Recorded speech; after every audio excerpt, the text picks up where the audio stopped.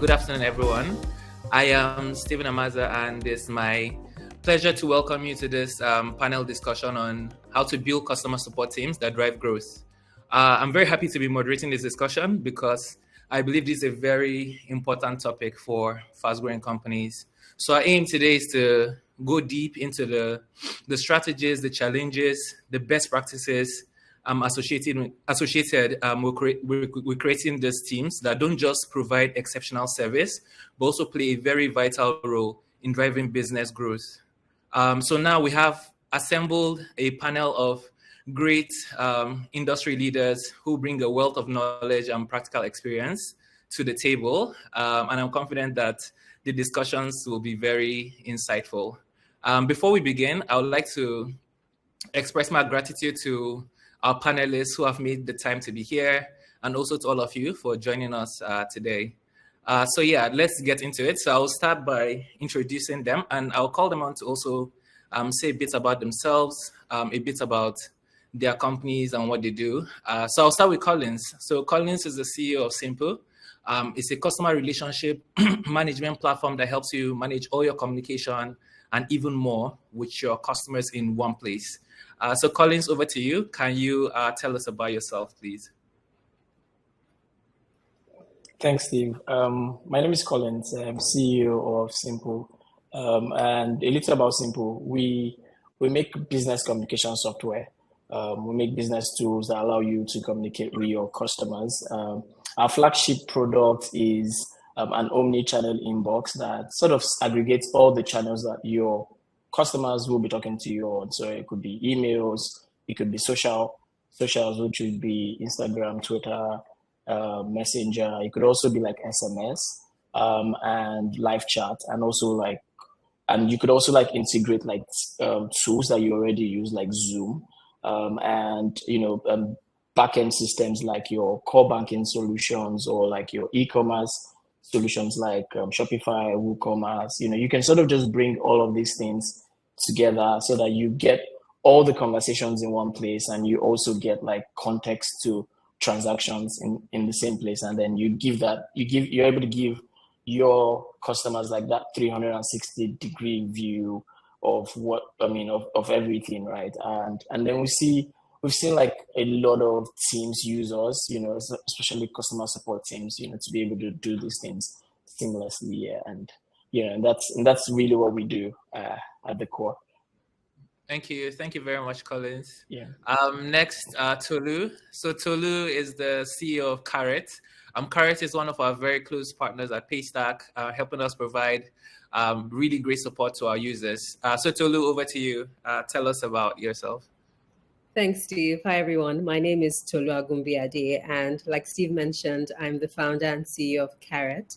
And what we do is we connect exceptional non-tech talent to high-growth, ambitious companies. And our flagship role is in customer support. So when I say exceptional and high growth, I just mean any company that is looking to increase their client base and provide exceptional service to them. We do a combination of training, recruitment, and outsourcing to find you the right talent to work with you and your team. And the key role for that we offer is customer support. Outside of that, I love playing video games and I like reading. And I also like hosting panel sessions with Steve because he always makes it so much fun. Back to you, Steve. Thank you so much, Tolu. And then finally, we have Bukola from Piggyvest. So you'll see the two other companies are actual customer support companies, but Piggyvest isn't. But they provide such great support that there's really no one better to learn how to do this at scale than them. So Bukola, over to you, please. Hi, everyone. My name is Bukola Willoby. I'm the head of customer success at PiggyTech. PiggyTech is the parent company of Piggyvest, Pocket App, and Patronize. And for those of you that do not know or haven't heard about PiggyTech before today, we give consumers the power to better manage their finances by providing an option to save and invest via Piggyvest, an option to shop, pay, and get paid via Pocket, and then lastly, an option for businesses to receive payments and also instantly get their receipts via Patronize. I've been in the customer success space for over 6 years. I started my career as a brand service associate at Wema Bank. I moved to Alert, and then Piggyvest. Good to be here. Thank you so much, Bukola. So yeah, everyone, you can see we have really, really amazing and experienced people on our panel. So we'll jump right into it. And Tolu, I'm going to start with you. So tell us from your angle, how should businesses see customer support as a strategic driver of growth? I like this question. I'm going to start by saying, like, if you think about the last time you bought something again, or repeated buying a purchase or getting a purchase from a company, you most likely bought it from them because you liked not just the product, but the way that they engaged with you. And a lot of times when you think about customer support, you just think it's people answering your questions when you have issues, but it's also about building relationships with you and the company that you're engaging or patronizing.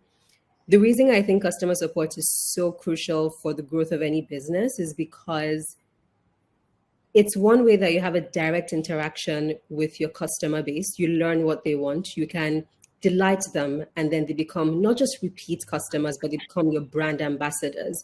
It's one easy way to get organic growth for your company, because if you think of why people buy things or patronize a business, is because they enjoy the service, there's somebody who has recommended it to them, and they trust that this business has their best interest at heart.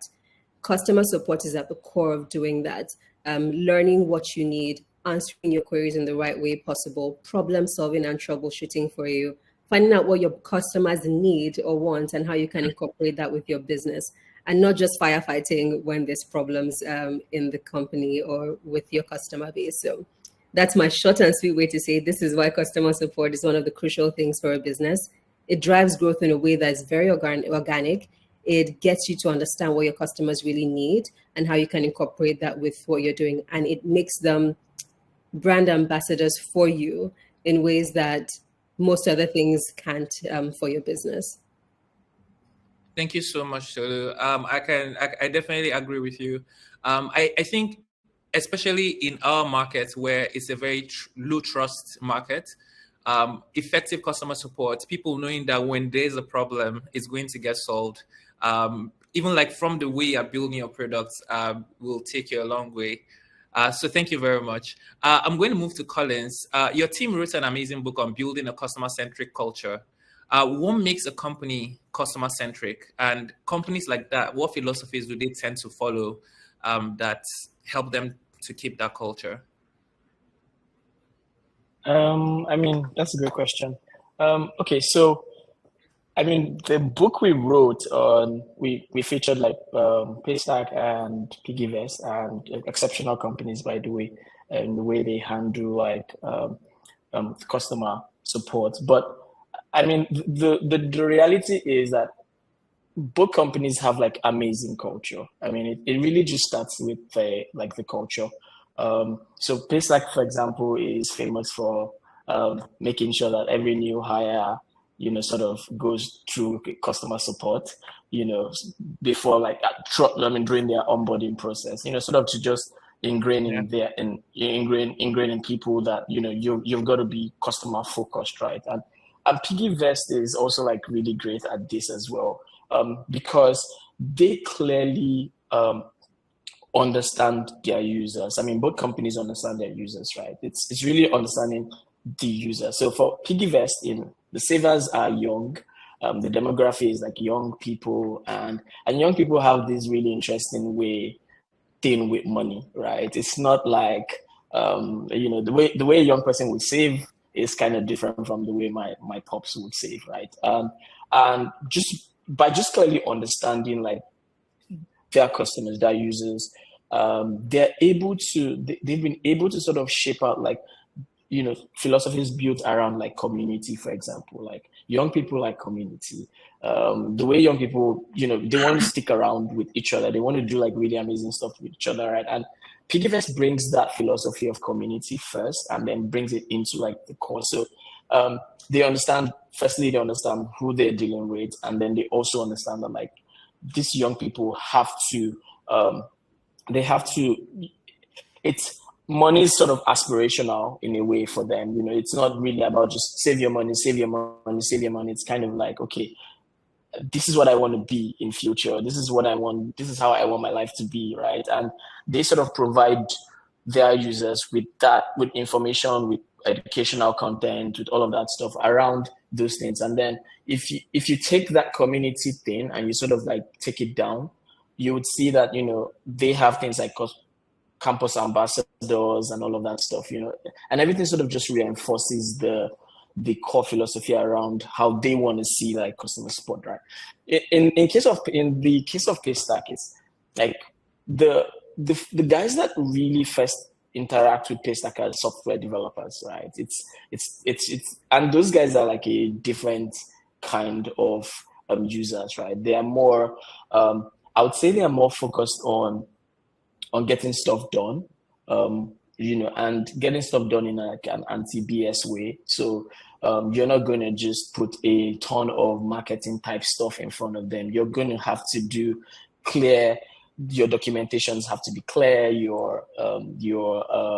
The stuff needs to work. The technology stuff needs to work really well, right? So in the early days, I mean, we saw when Paystack really started, and the word of mouth was spreading around like the tech works, right?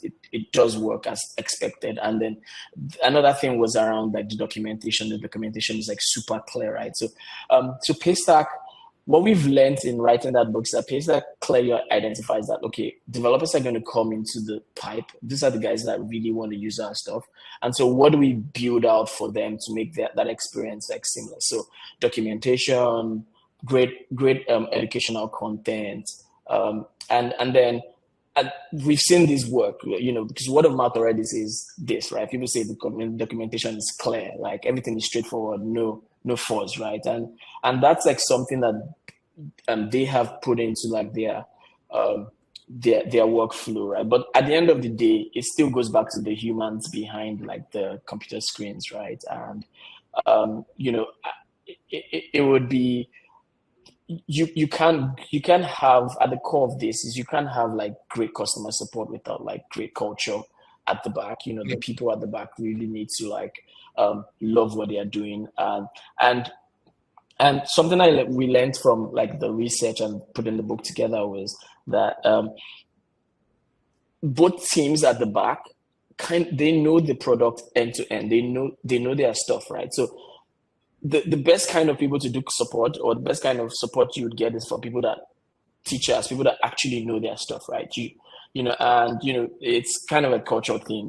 They know this thing very well, and so it's easy to sort of explain. It's easy to be upfront in building that trust, and those are the things that we sort of learned. Just understanding their users and putting out great content. Great educational content around this. Yeah. All right, thank you so much, Collins. Bukola, over to you. Why is effective customer support like really important for startup growth, and what are some benefits that startups get from that? And more importantly, I would also love to hear from your experience as Piggyvest, because you have been there as Piggyvest has grown from 100,000 to millions of customers. So I think Tolu and Collins have already said it all, being customer centric. So basically, one word, brand perception. Like Collins earlier said, your customers need to be like your brand advocate. They need to be your brand ambassadors. So customer support is really essential for any company, be it startup, be it a small scale business, anything, even like an Instagram vendor, right? It's very important to have like a great field. It's very, very important for your team to know, okay, it doesn't just end at resolving these complaints for these users. You have to go the extra mile to ensure they are satisfied. If your customers are satisfied, then you get to keep them, you get customer retention, you get loyalty, you get to build trust with them. But if you just see it as I'm doing this job and I just have to resolve this and move on to the next ticket, then it becomes a problem. So it's very, very important for customer companies to focus fully on, not fully, but like to practice effective customer support, in the sense that when they do this, they not only increase the customer satisfaction, they increase retention rates, they increase the loyalty from their customers, and then they reduce churn by a drastic effect. I don't know who said it though, but I know there's the saying that, oh, it's very, it costs more to get a new customer than to retain an existing customer. So why not just do it right the first time, rather than going around the bush, doing something wrong, trying to see how you can fix it, and then running helter-skelter. So it's very, very important to practice effective customer support for the growth of your company. If you need to retain, if you need to build brand ambassadors, if you need to build trust, if you need to increase loyalty, very key. Awesome. And I'm curious, how should startups efficiently scale their customer support as they grow? Should they be focusing more on hiring, more on investing in better tooling? How have you guys approached it as you have grown?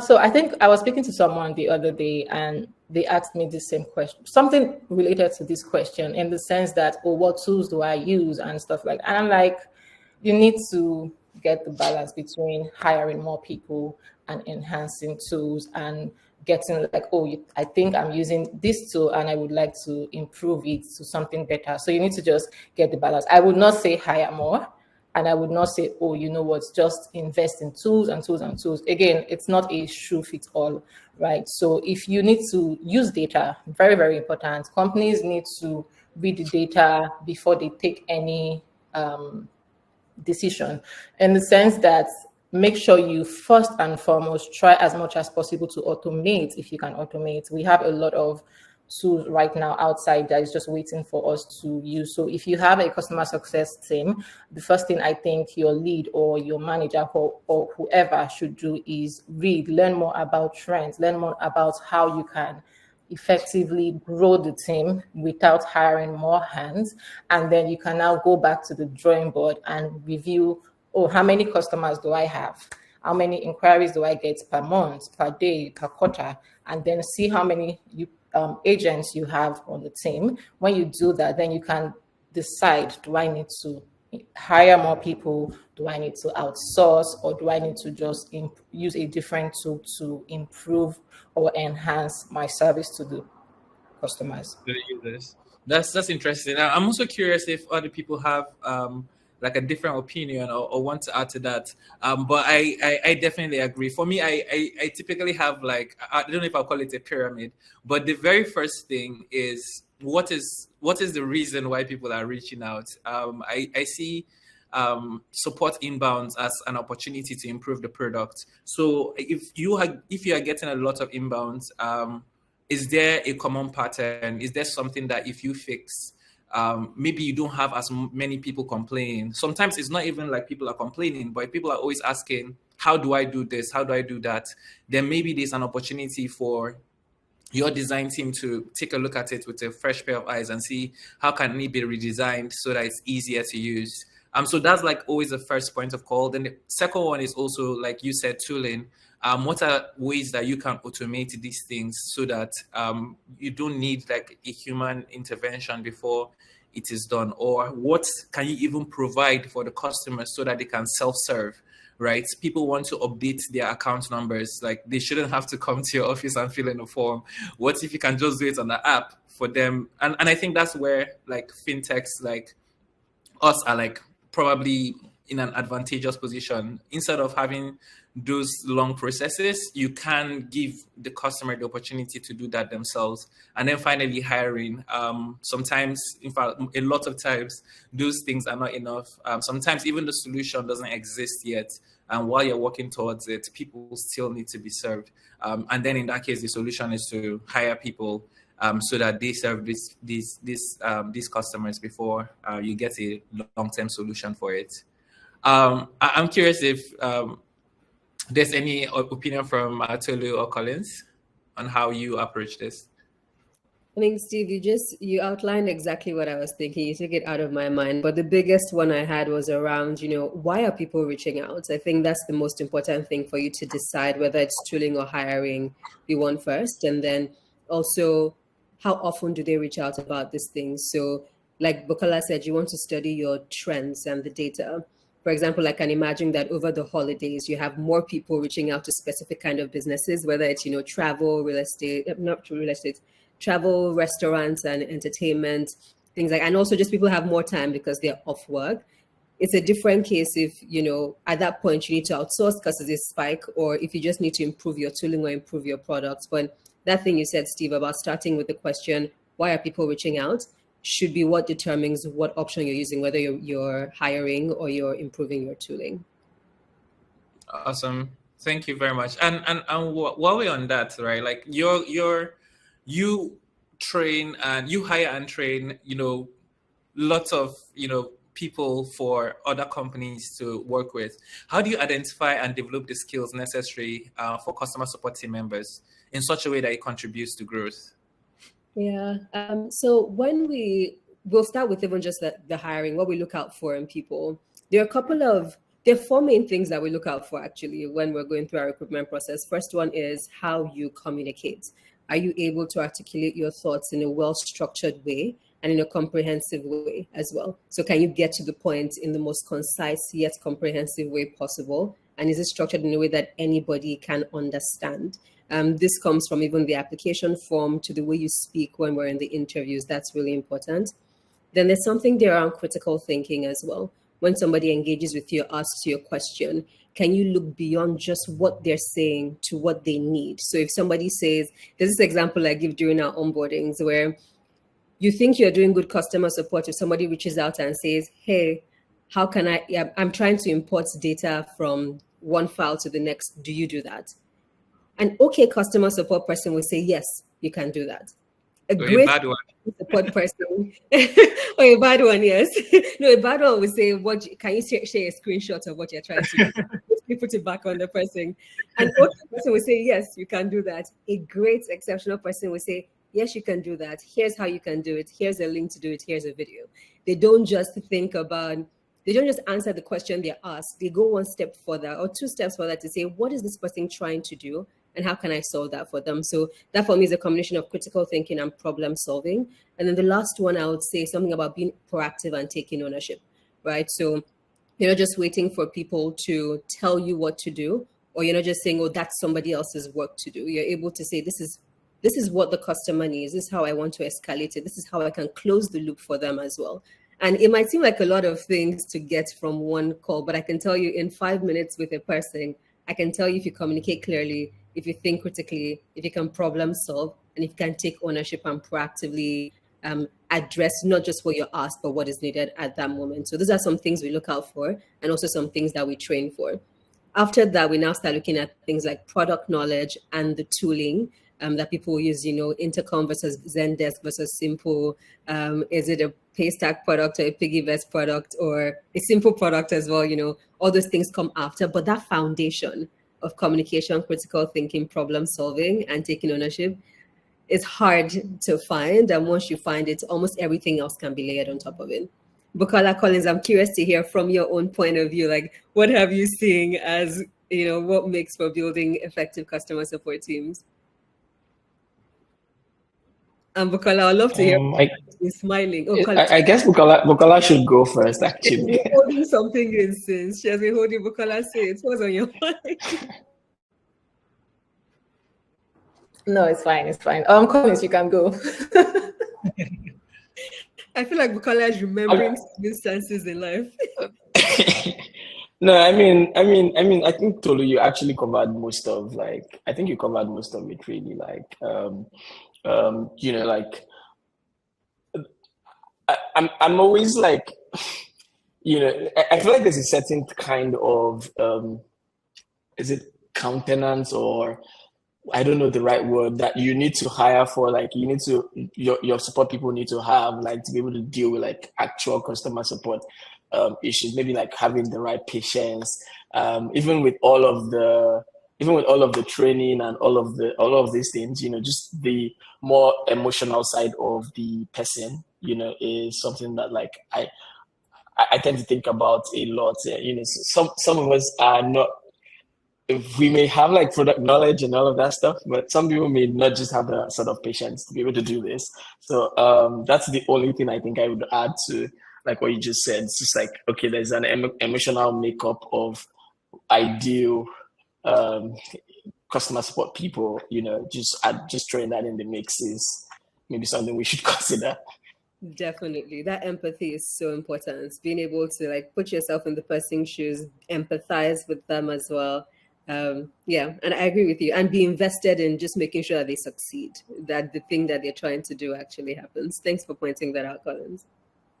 Yeah, okay. So now I think I'll just add the last thing I wanted to say earlier on. I was just thinking of something that happened, so I had to like first calm down so I don't laugh. So I remembered when I first started my career, and then when a customer comes to say, oh, I need to do this, instead of just, oh, I'm trying to do this, it's not working, instead of just giving the customer like, oh, this is it, it has been resolved, I try as much as possible to say, oh, this is how you can do this, right?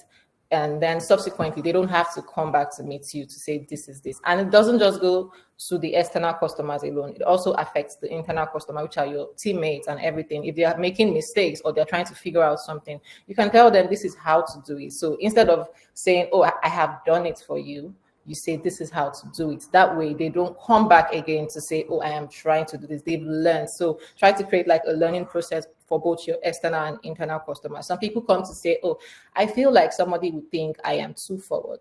If you are given a precise answer and not like too much information, right, I feel you are literally hitting the nail on the head. So do not be scared to just say, you're trying to do this, this is how to do it, resolved, right? Rather than saying, this has been fixed. And then next tomorrow, the same customer or the same person is coming back to you to say, I'm trying to do this again. Try to be proactive rather than reactive, basically. All right. Thank you. Thank you so much. I want to go back to Collins. So which support metrics and KPIs would you say are most relevant for startups to track? And how can they use this metrics to also drive growth? Okay, thanks. So it's the way we see it work at Simpu is, I mean, there's certain trends that we have noticed, right? So on top of my head, you'd firstly be looking at things like customer satisfaction scores. You want to see if your customers are actually happy with your brand and your process. But the reality for most of gathering like KPIs sometimes for customer supporting is kind of a bit tricky because you kind of have to use certain tools to get that information. So for example, at Simpu, we have this CSAT thing built in. So when a customer resolves when a support agent resolves like a ticket or a conversation, it's auto-triggered, it's auto-sent. But the challenge with that is sometimes the users don't fill out those things, where you want to get that feedback, even from surveys. If you're trying to get surveys, you're trying to get NPS scores and things like that, people don't. Sometimes it's just as good as just reading reviews, like just going to the app store and just reading like the customer tickets, the customer complaints, or even like social media comments. And you just piling all of that stuff together, and I don't know what you would call it. Maybe you'd call it reviews, customer reviews as a KPI, and then you would internally read these things and say, okay, did we solve this problem or or is something not working? Because I mean, maybe abroad, it's easy to just click that button and then, you can get those fancy scores and graphs that just show you that like people are happy about your product. But like in Nigeria, at least from what I know, it's you've got to read. You've just got to read the stuff that is being put out there. So put out on social. So reviews make it big. Reviews, tracking reviews as a KPI is kind of like really big for like, I mean, at least Africa, or at least in low trust environments. You want to read what people are saying in English, in Yoruba, in Pidgin. You just want to know. Then you can make sense of it. It's a lot more difficult to do that because you're essentially tracking all of these things, conversations, you're tracking all of these things and you're trying to make sense of it. So those are some of the things, but like on top of my head, it's good to have like your CSAT in there. It's good to run your surveys. It's good to have your NPS, survey sent out so that you can at least calculate these things and judge this. But then some of the things that we have seen from like customers using Simpu is what's your first response time like as an agent? Do you have like metrics that you've set? So some people say, I mean, I just remembered that when you go to like certain organizations and you see this big thing printed on the wall, we care and love our customers so much, but then when you send them an email, it takes 3 days before they respond. Yeah, so that's like really crazy, right? So we think like tracking things like your customer, your first response time, and your resolution times are also like super important. So you can set organization level first response times. For example, some people can say we need to respond to you under 5 minutes. Some people can say we need to respond to you under an hour. You got to take like you got to look at like your organization, like how many people work there, how many people have the time to be able to quickly respond, and then you can set like an organization level metrics, but everything is sort of dependent on like who your customer is, and it still goes back to like the previous questions around tooling and around like people.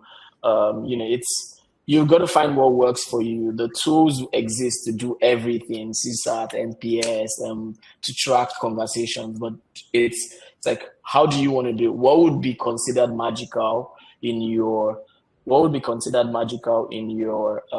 industry? So for example, if in payments, if you do transactions and you get debited and the money is not there, right? Or you use an ATM and it doesn't get out cash and it doesn't send you any text, your panic levels hit the sky, like, right? So it's different from like another sector where, like I don't need to get a response from them in a day or two, right? Because it's not really critical. But like for payments, for example, it needs to happen immediately. And that would mean that also mean that you could set like certain automations around those your KPIs to be able to do stuff. So respond on time, maybe get an SLA warning, for example, that you're not hitting that first response time thing. So it's sort of a mix, right? Just it's industry specific, and then teams or managers would know quite literally what to do with the KPIs.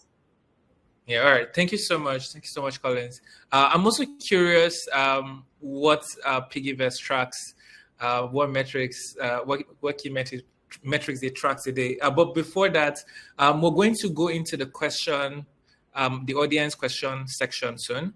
So please, if you have a question, please on the Livestorm bottom panel, you'll see a button for questions on the right. So please click it and then type your question.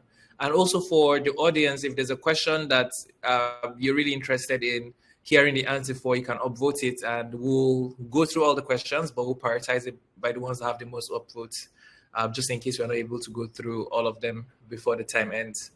So Bukola, I'm also curious for Piggyvest, what are the key metrics you track today? Like Colin said earlier on, right, know your product.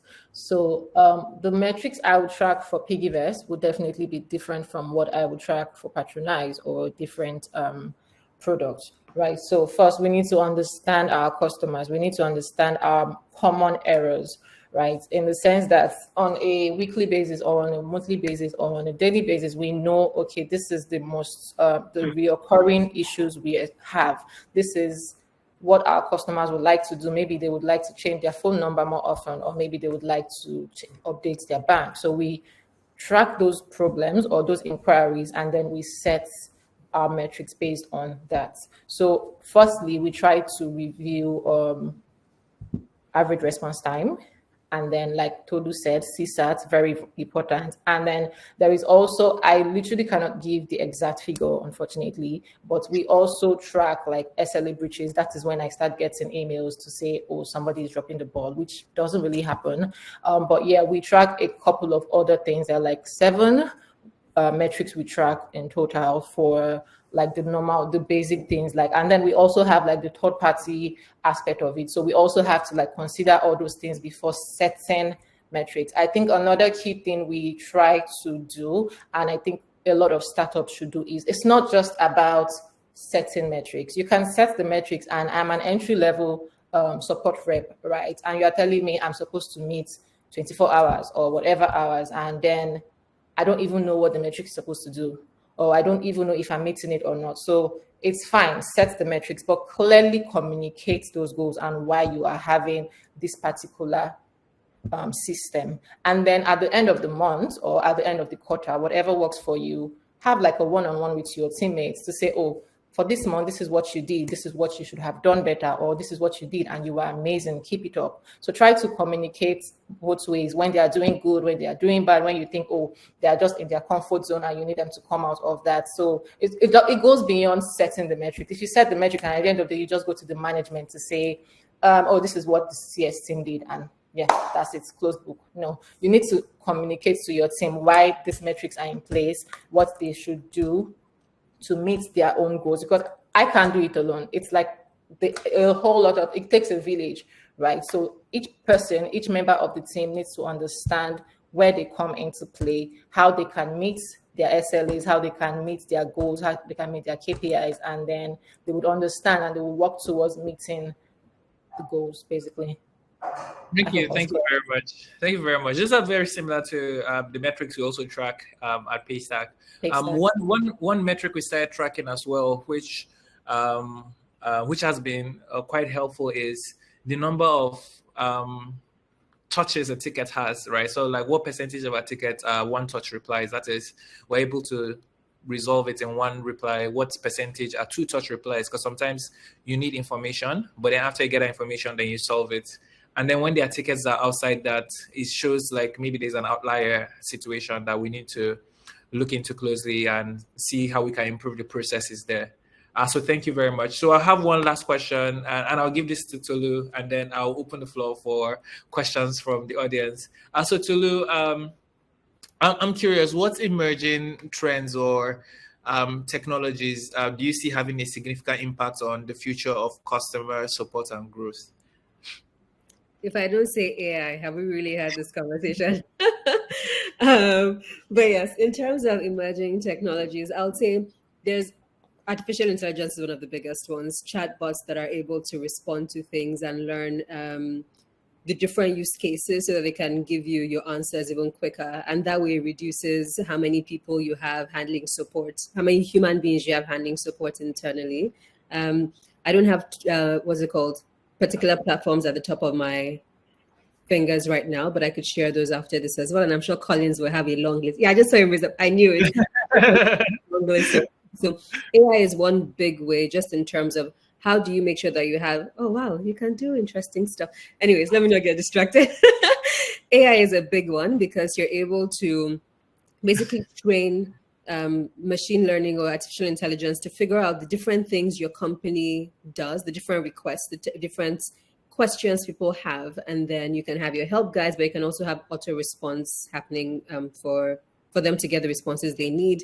You have tools like Simpu that would then bake in some AI as well, because I've used some platforms that actually use Simpu, and what happens is they answer questions for you before you get to a human level as well. There are also the other typical platforms that you have, the Intercoms and the Zendesks, who are now infusing more artificial intelligence into what they're doing. And I would say those are the key trends I'm seeing in terms of how people are using. I mean, even ChatGPT has started doing things with customer support.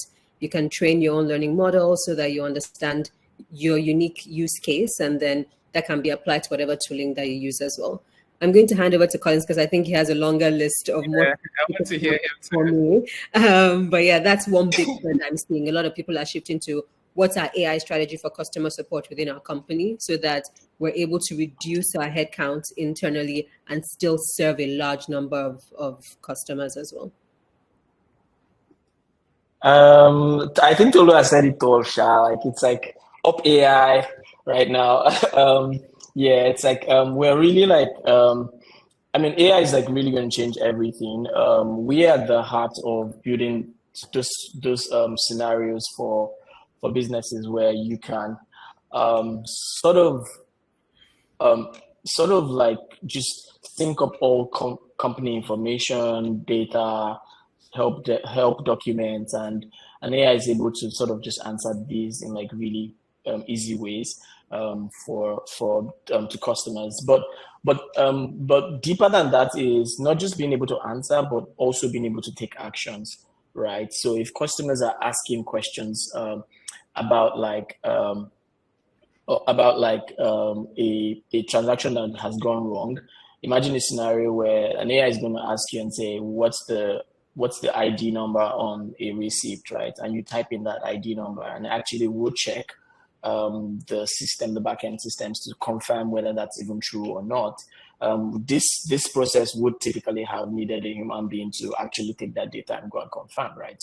So it's like taking it a step further. But I also see the human side of these, not so much in customer support, but like just seeing the fact that you can make a Loom video, for example, and actually send a 5-minute Loom video to a customer, just solves that problem as opposed to actually writing text in the first place, right? So it's how do you augment both strategies, right? Whether it's an AI strategy first, or whether it's like just like a support person just like recording that edge case on Loom and just sending it to you.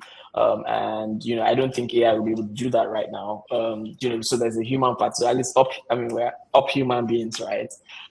Yeah. So it's like it's being able to use tools and then being able to like take that problem solving side to like another level. Being able to record videos, being able to try like numerous stuff. I mean, it's just problem solving, take it to one step. Those are the things we are seeing teams use, and they're using it in support, and they're also using like sales and like anything that needs human beings explaining stuff over and over. Yeah.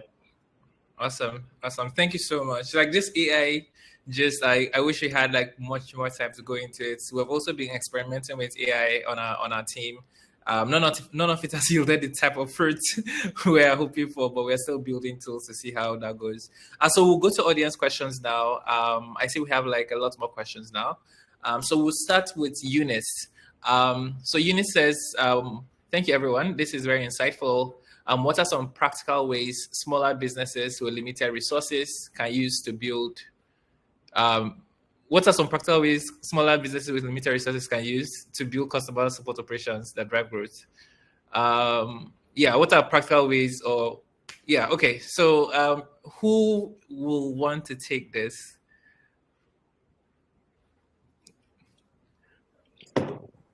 I can give it a shot in the interest of time. But yeah, so when you think about, I'll say start by documenting, understanding what your business is trying to do, and then documenting as much as you can. So basically, I like one thing Steve said about his pyramid. Start with what are the things you're offering and what will people reach out to you for? And then create as much self-serve as they can to that. So basically, how can you empower your customers to find the answers they want as quickly as possible? And even more than that, start with your product. Make sure your product is fine, right? It's like, how good is your product so that few people are reaching out to you? When they reach out to you, what are they reaching out to you for? And how can you empower them to self-serve? And then also think about your own customer support philosophy, for lack of better words. Like, don't try to just adapt or copy from other people. For example, Caret can't have the same philosophy as Paystack. We're honestly not on the same level in terms of capacity, finances, anything. So there's some differences in the way that we'll approach it than how Paystack will approach theirs. So understand your own unique situation and make sure that you're able to communicate that with your customers. So while some people might have an SLA of 3 hours, SLA being how long it takes before they can respond, like for a ticket to breach their service level agreement, in your case, you might just realize that your SLA has to be 5 hours because this is your small business, but communicate that. You'll see all these Instagram vendors that will say, please do not DM us. We don't reply in the DM. There's a reason why, because they can't handle it as much. So realize what your unique situation is, identify your channels, identify your self-serve and documentation, understand what your product is and what people reach out to, and make sure that you have one person at least who's manning your support desk for you. That's what's coming up in my mind right now in terms of if you're just starting out as a small business. But if you want more details, Eunice, come and talk to me. I can help you with that. We also can help you structure what your internal customer support could look like, regardless of what your budget or part of stage of company is. I hope that helps. Back to you, Steve. Awesome, thank you. We have I would another one. like to add one more thing. Like Tolu already said everything, like perfect. But again, like your tools can only be as effective as you. Sorry, I feel like I'm echoing. Go on. I think it's fine though. Okay, yeah, like I was saying, like Tolu already touched on everything, which was great. But then you need to also know that you're starting off small. You don't need to start buying these tools or integrating A or B. You could create your own internal tools, like she mentioned, documentation, workflow, build your knowledge base. There's a lot of things you could do small rather than just going to, oh, you know what, I'm going to talk to Zendex today and I'm going to implement this on my system, right? So try as much as possible to build in-house first, and then as you grow, as the team increases, then you can now outsource and do every other thing. That's just what I wanted to add. Yeah, that's super important. Thank you very much. So we have a similar question, I guess, from Nanvin. What's the first way to structure your customer care service as a startup that just launched? What tools? How many people should be on the customer care team? Should the CEO be doing the customer care service until the startup grows? These are interesting questions. I'm curious if like they're different opinions, but what I'll share is my opinion. The CEO should definitely be doing customer care. I think like CEOs should never stop doing customer care. Well, maybe never. I think if you're like Tim Cook, you don't need to bother. But for startups, for small companies, there's no better way to understand the problem that your company is trying to solve than to be talking to the customers day to day. But for the other questions, it strongly depends on, I believe it strongly depends on what you're doing. The tools you're going to use depends on like what your financial capacity. Am I going to go for like something like a free tool that's harder to use? Or do you have the finances to go for like a simpler tool that is, expensive to get? The people that you have also strongly depends on, like, again, the financial capacity and also how many people are you serving at that time.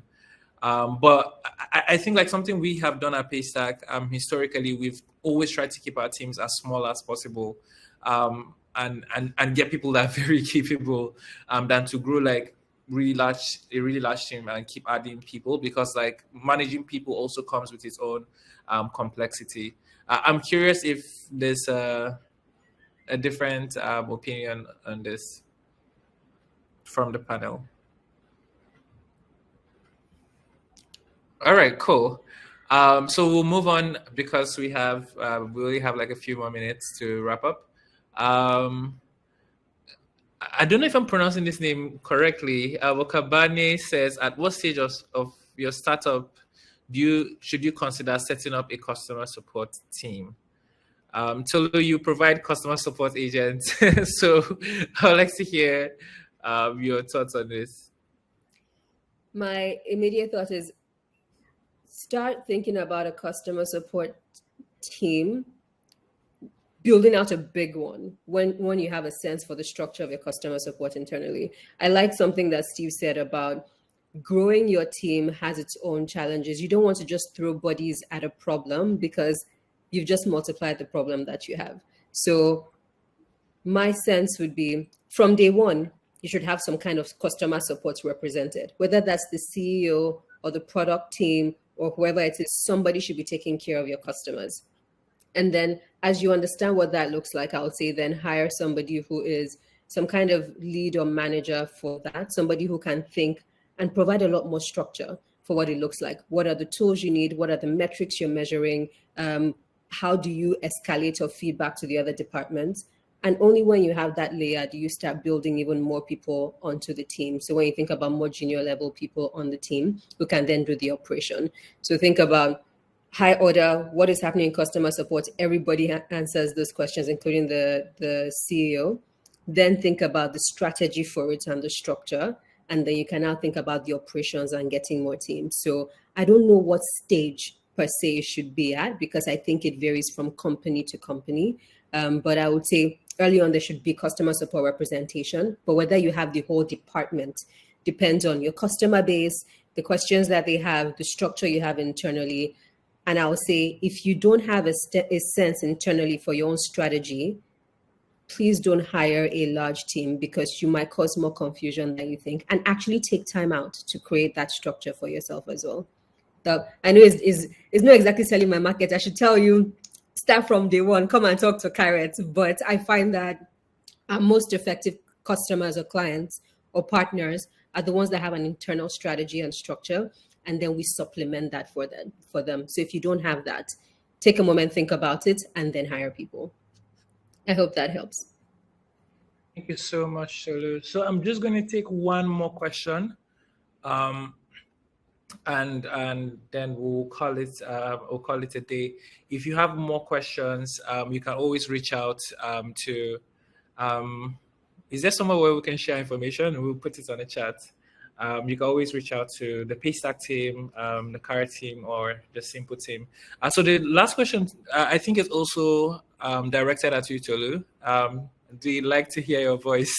So Stephanie says, I would like Tolu to respond to the KPIs as well, especially when it comes to customer success metrics. Okay, I think this is the question on like what KPIs are important to track. So yeah. Yeah, I'm just here praying that all of these questions for me translates to customers. So please help our ministry. But in terms of KPIs, I think Collins did a really great job framing the keyword, Collins and Bukola actually. So in terms of for customer support or customer success professionals, the main KPIs I see that we track are CSAT, the customer satisfaction rating. What are people saying? Do they like the service? Do they hate it? There's the quality assurance score, so the QA score. How well are the customer support people responding to the tickets? There are things like the first response time, how quickly are they responding to the tickets, and the average response or average resolution time, how quickly does it take to close out a whole ticket as well? There was one I was thinking of and it just skipped my mind as I was talking. It'll come back to me. So that's on generally when you're looking at your own team, how they're doing. Then in terms of how customer support drives growth, is things like reviews, like Collins mentioned. So what are people saying about you? And by that, you can check your app reviews, what people are saying in the comments. Just check your name on social media. See your company name and see what people are saying. Go to Naira Land and see what people are saying about your company. Those are some ways that you can see how they think about you, your business, and your customer support as well. Look at your churn. Why are people leaving? How many people are leaving and why are they leaving? What are the reasons that they give? Also look at your referrals. Where are people coming from? Because that will give you a sense for if it's coming from a lot of other previous customers, it means that you're doing something right and they're being taken care of. So those are some KPIs I think of from both the customer support team and customer support function as it contributes to your team's growth. Thank you so much, Tolu. Thank you so much, Bukola and Collins. This was really insightful. This was super helpful. Nubi, I'm going to hand it back to you. And yeah.